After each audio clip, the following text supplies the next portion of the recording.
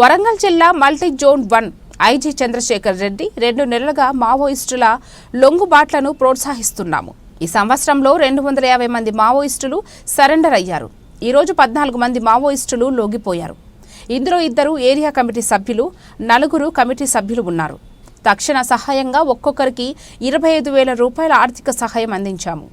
మా ఉద్దేశం Maoist party సభ్యులు హింసాయుత విధానాన్ని వదిలేలా చేయడమే.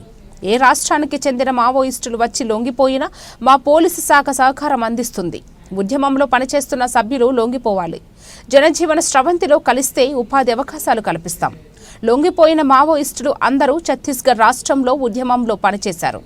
కేంద్ర బలగాలు ఛత్తీస్గఢ్ పోలీసుల పర్యవేక్షణలో ఆపరేషన్ కర్రెగుట్ట జరుగుతోంది. తెలంగాణకు చెందిన 95 మంది మావోయిస్టులు యాక్టివ్గా ఉన్నారు.